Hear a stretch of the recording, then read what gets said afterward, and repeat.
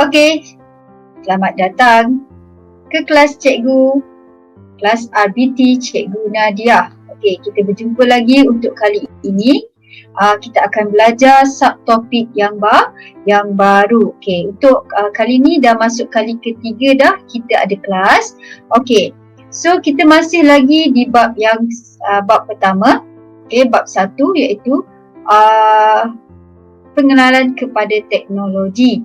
Okey, pada minggu yang pertama cikgu dah ajar dah subtopik 1.1.1 iaitu berkaitan dengan definisi reka bentuk, definisi teknologi, definisi reka bentuk dan teknologi. Untuk subtopik 1.1.2 pula, cikgu ajar awak tentang elemen reka bentuk. Okey, untuk hari ini cikgu akan ajar awak berkaitan dengan subtopik 1.1.3 iaitu menjelaskan prinsip reka bentuk. Kita nak tahu apa prinsip reka bentuk. Okey, prinsip reka bentuk ada 7. Okey, prinsip reka bentuk ada 7. Dia sama juga macam dengan elemen reka bentuk ada 7. Okey, jom kita tengok prinsip reka bentuk yang pertama. Okey, prinsip reka bentuk yang pertama iaitu keseimbangan. Okey, cikgu pasti sangat awak biasa dengar perkataan seimbang. Okey, ini yang pertama adalah keseimbangan. Yang kedua pengulangan. Yang ketiga kontras. Yang keempat mudah ataupun keringkasan. Yang kelima harmoni.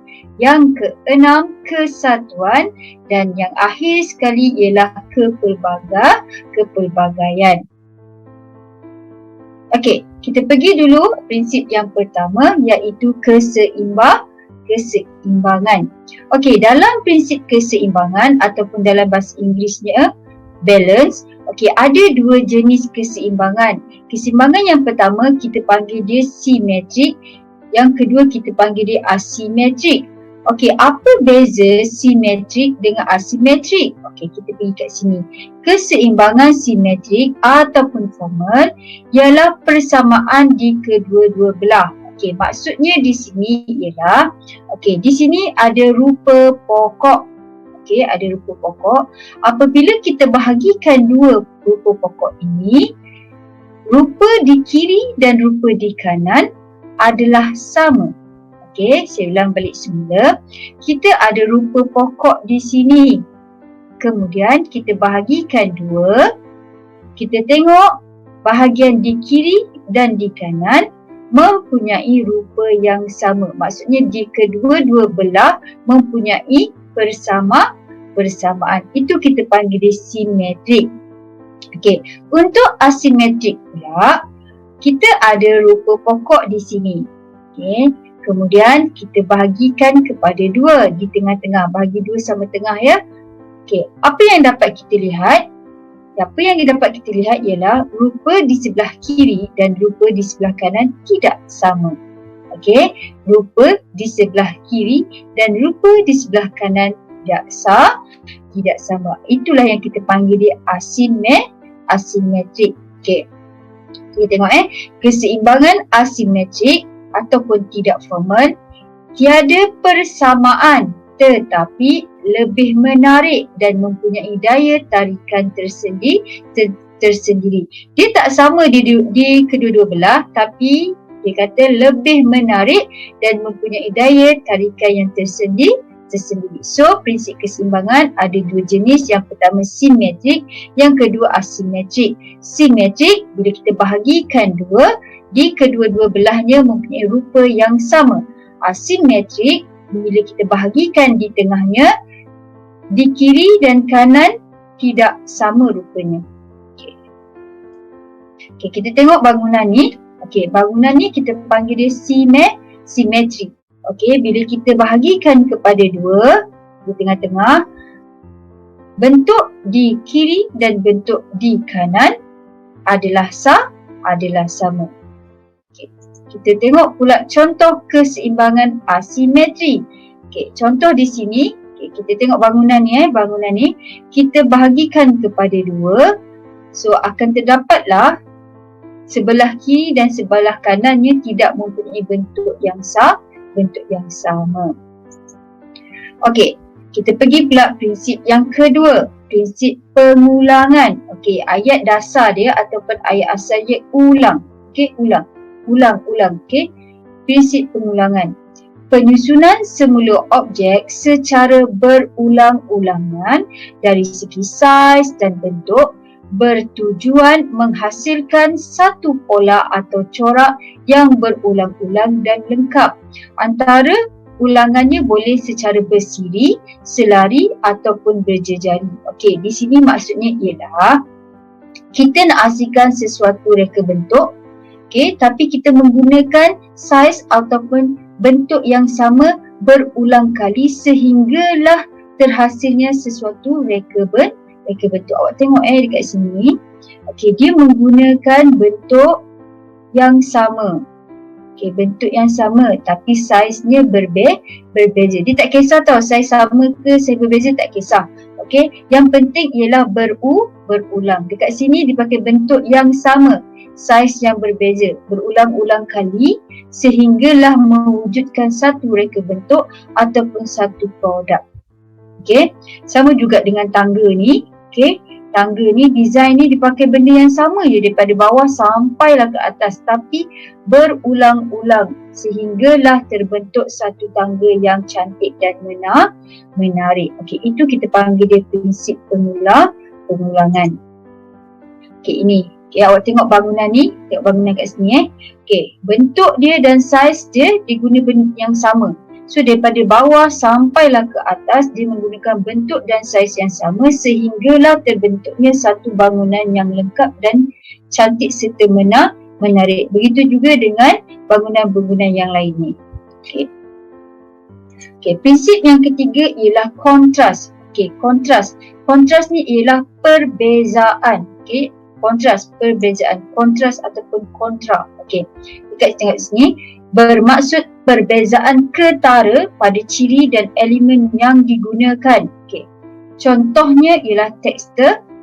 Tekstur ada kasar dan licin, kedudukan kiri atau kanan, menegak ataupun melintang, warna gelap terang dan gelap, saiz besar dan kecil, bentuk bulat atau bersegi, ruang, jauh ataupun dekat. Okey, tujuan kontras ialah untuk menyelahkan perbezaan, menarik perhatian dan memberi fokus. Okey, benda ni kita dapat akui sebab contoh dekat slide saya pun saya pakai kontras. Okey, dekat tajuk besar dia saya gunakan warna yang lain, dekat dia punya penerangan saya guna warna yang lain. Ini juga kita panggilkan kontras. Okey, kenapa kita buat kontras? Salah satunya saya buat kontras ni, yang pertama adalah untuk membezakan tajuk dan isi penting, dan yang kedua untuk menarik perhatian pelajar-pelajar saya. Kalau saya gunakan putih je semua, dia kurang menarik sedikit. Okey, alright.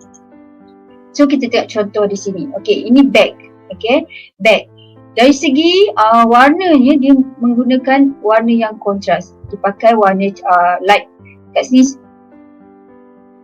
okey, dekat sini saya ambil contoh satu. Okey, dipakai light brown dan dipakai orange. Okey, so dia nak, bila ada kontras warna, dia nampak menarik di situ. Okey, sama juga dengan dalaman kereta ini. Okey, dia menggunakan kontras warna orange dan warna hitam. Dia lebih menarik berbanding jika kita pakai semua hitam. Okey, bag ni juga sama juga dengan rumah ni. Dia catkan rumah dia ni dengan kontras warna. Kat sini dia letak biru, dekat sini dia letak kuning untuk menaikkan lagi seri rumah je. Okey, prinsip yang keempat ialah kepelbagaian. Ayat asalnya ialah pelbagai. Okey, pelbagai macam-macam. Okey, macam-macam. Okey, menunjukkan aplikasi penggunaan pelbagai gaya, nilai dan idea yang berbeza dalam sesuatu bentuk. Apa tujuan dia? Tujuan dia ialah menambah gaya tarikan sesuatu rekaan. Okey, benda mudahlah untuk saya simpulkan di sini. Setiap prinsip yang kita belajar ni tujuannya tak lain dan tak bukan adalah untuk menambahkan tarikan, menarik minat orang untuk melihat. Okey, dia lebih kepada untuk menarik minat dan membuatkan dia nampak cantik. Okey, contoh kepelbagaian. Okey, dalam satu bangunan ni, tengok bangunan ni, okey, dia nampak unik. Okey, dia nampak unik. Dia buat kepelbagaian. Dia tak buat macam biasa pun. Selalu biasa bentuk bangunan, selalunya bentuk bangunan dia straight kan, tapi dia tak dibuat melengkung. Macam nampak rumah tu macam nak roboh. Okey, bangunan tu macam nak roboh, tapi tak. Dia menggunakan, dicampurkan kepelbagaian idea dia, bentuk dia dan sebagainya. Jadi terhasillah satu bangunan yang serupa ini.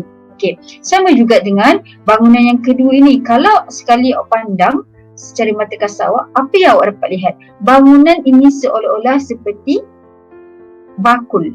Okey, bakul. Ini badan bakul tu, ini dia punya tangkai bakul tu. Okey, tangkai bakul tu. Okey, dekat sini digunakan kepelbagaian. Dia menggunakan bentuk yang lain. Okey, dekat sini bentuk yang lain, saiz yang lain untuk menghasilkan satu reka bentuk yang menarik. Okey, kita tengok menarik kan? Nampak menarik. Okey, bangunan dijadikan macam bakul. Okey, sama juga dengan kereta ni.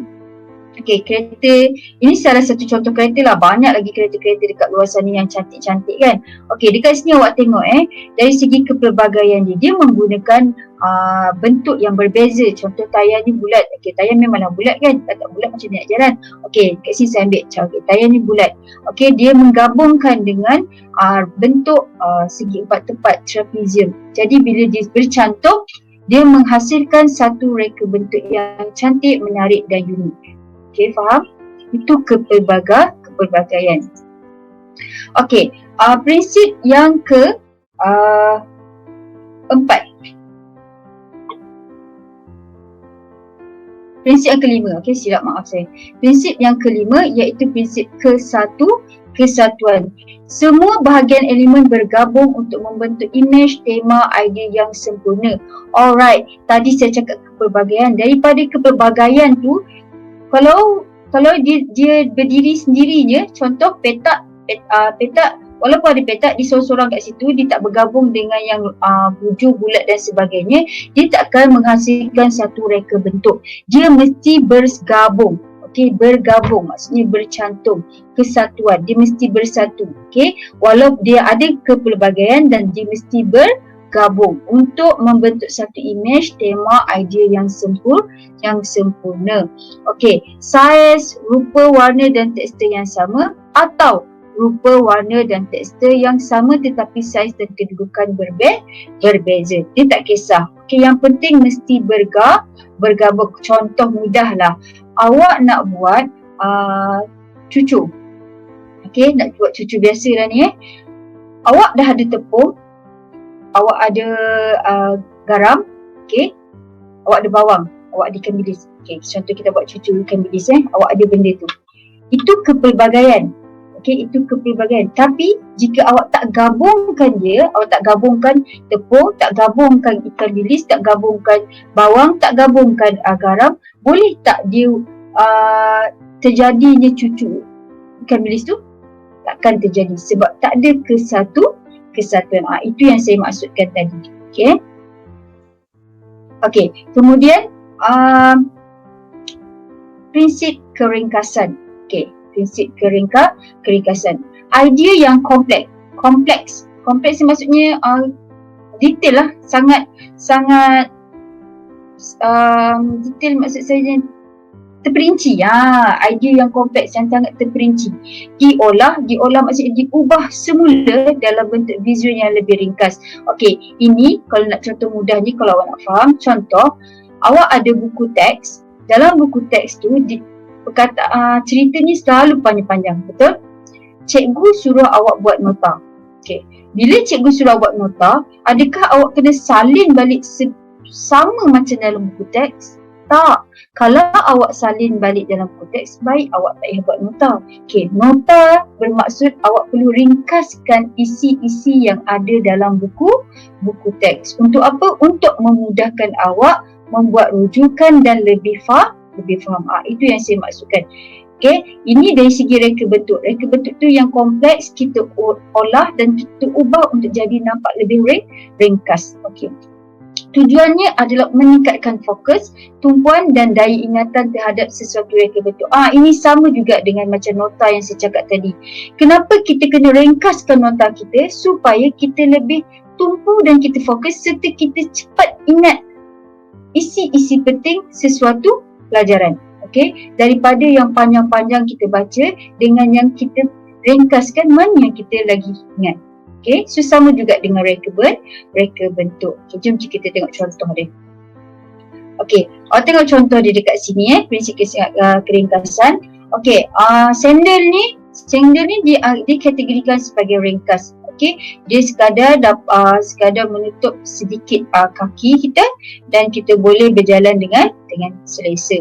Okey, ini adalah simbol Petronas. Simbol Petronas ni ringkas. Okey, bentuknya sangat ringkas. Kalau kita tak ditunjukkan pun gambar Petronas, saya cakap, okey murid-murid, boleh tak awak lakarkan atau lukiskan simbol Petronas? Saya yakin daripada 30 orang, mesti yang tak dapat tu, kalau dia ingat-ingat lupa pun dalam 2-3 orang je yang tak dapat. Selebihnya dapat melakar ataupun melukis simbol Petronas dengan baik sebabnya keringkasannya senang diingat. Sama juga dengan beg ni, sama juga dengan kerusi ni ringkas, sama juga dengan jam ini dan sama juga dengan rak buku ini. Okey, ringkas itu memudahkan dan kadang-kadang ringkas atau simple itu lagi menarik daripada yang complicated.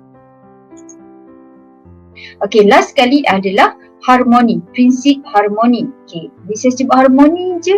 Perkataan harmoni itu sendiri dah membawa satu kelembutan, satu kedamaian.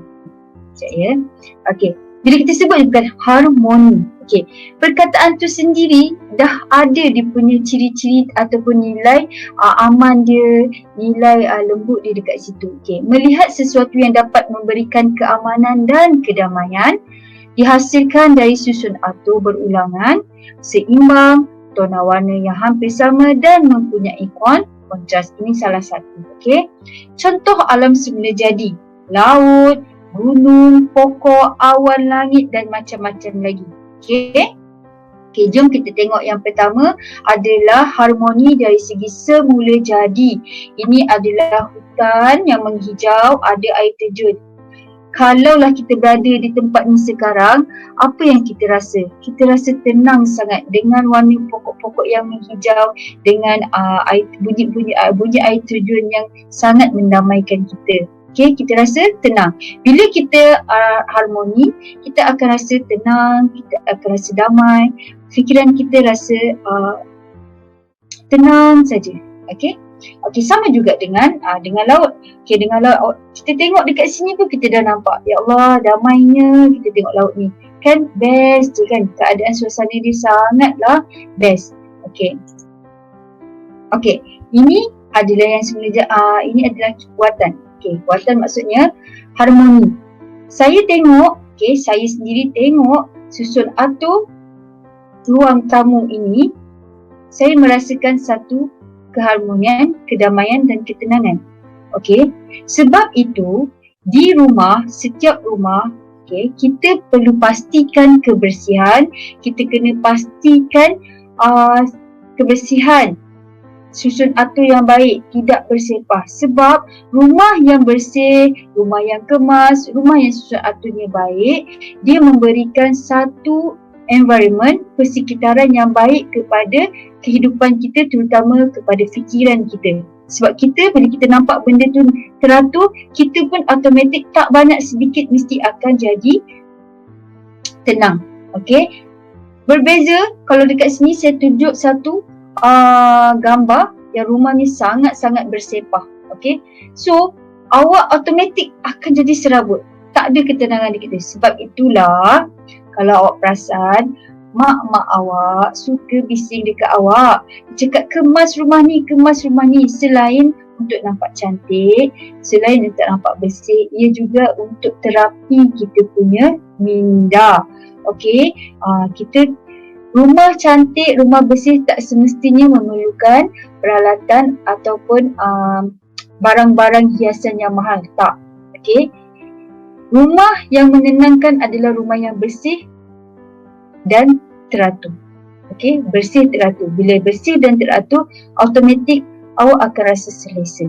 Okey, so start daripada hari ni, jangan malas-malas nak kemas rumah awak tu. Tolong mak awak tu. Okey. Okey, kat sini saya nak terang sedikit. Yang tadi tu last last prinsip reka bentuk ialah keharmonian. Okey, last sikit. Untuk hasilkan reka bentuk, okey, kita bermula daripada elemen. Okey, elemen yang garisan, rupa, bentuk, saiz, warna tu elemen.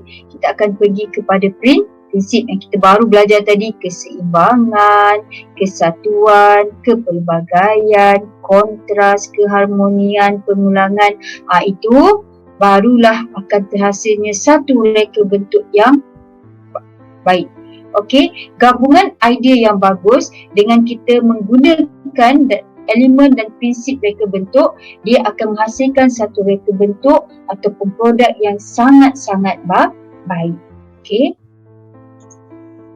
Okey, kat sini saya bagi contoh satu. Okey. Ya, contoh dekat sini dia melakar meja makan moden. Alright. Dekat sini dia ada prinsip dia ada elemen dia. Okey.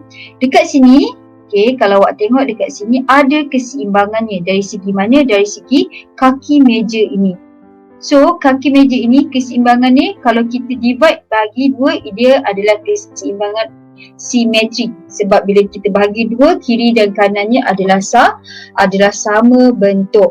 Okey, ada prinsip keseimbangan, ada prinsip pengulangan. Kenapa ada prinsip pengulangan? Sebab bentuk segitiga ini digunakan berkali-kali sehinggalah terhasilnya corak meja yang berbentuk begini. Itu kita panggil dia prinsip pengulangan. Kemudian ada prinsip kepelbagaian. Okey, bila dia stand satu macam ni, dia berbentuk segitiga. Tapi bila dia dah banyak-banyak macam ni, dia akan wujudnya satu segi empat tempat. Okey. Okey. Lepas tu ada teknik penyatuan. Kenapa saya cakap penyatuan? Sebabnya daripada segitiga dicantum, dihasilnya bentuk macam ni. Okey. Ada elemen warna dia.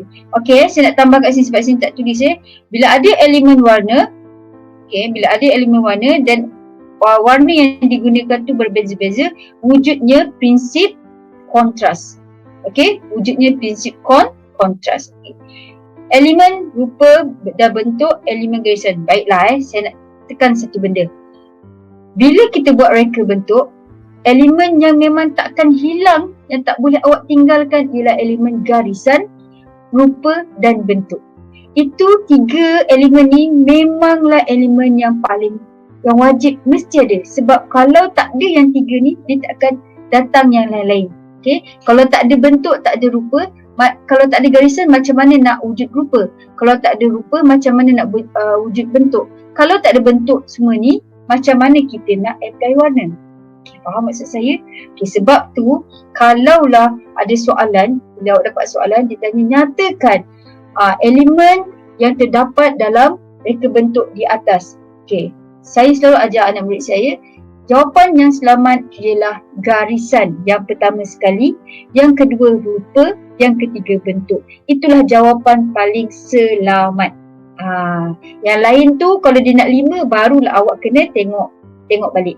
Kalau dia nak 2 ataupun 3, jawapan paling selamat adalah garisan, rupa dan bentuk. Okey kelas? Okey.